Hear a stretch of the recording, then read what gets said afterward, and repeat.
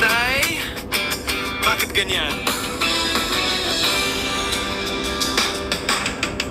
Pagising ko sa umaga, tahimik lang ang kwarto. Si Tatay di umiimik, parang galit na naman sa mundo.